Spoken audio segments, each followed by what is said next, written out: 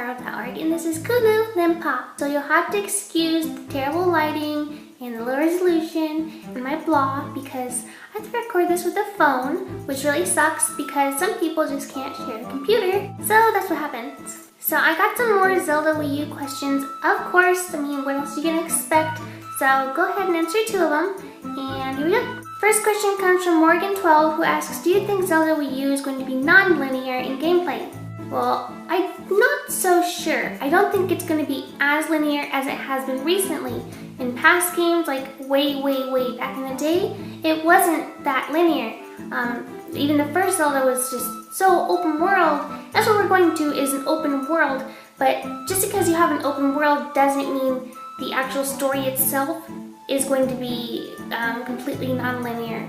A good example of this is A Link to the Past, where you kind of have this linear-ish story, not completely, but it's there for the most part, but you can still do dungeons in different orders if you really want to, and you could even do that in Ocarina of Time if you really wanted to.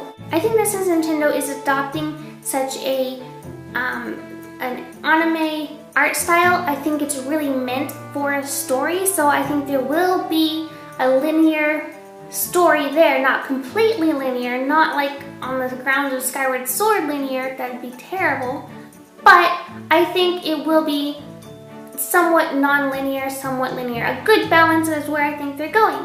And it was kind of hard for some people to imagine a balance because most games nowadays are either completely linear or completely non-linear. And if you play enough games from all since games have been made, if you branch out and experience old games, new games in between, you're gonna find that you really can have a great detailed story without it being linear. But linearity does make it easier to tell a story, so I don't think that Nintendo's gonna ditch it completely.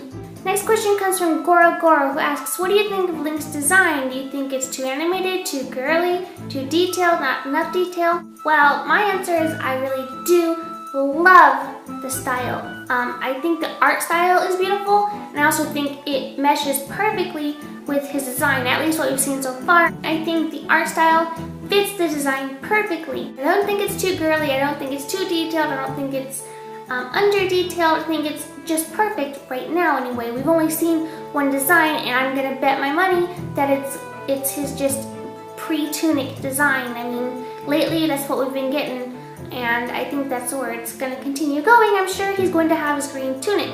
What I think is really cool is the adoption of the ponytail, which a lot of people are like flipping out about.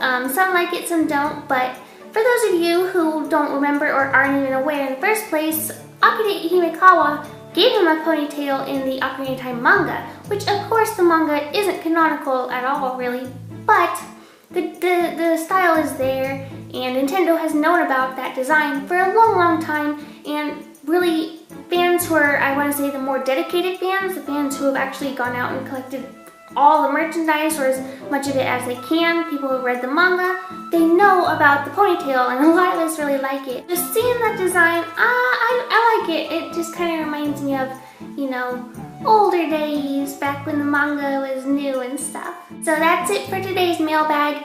I still have so many of your Zelda Wii questions, and I do want to answer them, but I don't want to get, you know, completely overwhelmed with Zelda Wii U stuff, so I think the next one I'll probably answer one from a different game or whatever, and I'll give you like one Zelda Wii U question. So comment questions in the section below, keep playing Zelda, and I will see you probably, I don't know, Wednesday, Thursday, Friday, one of those days. Bye!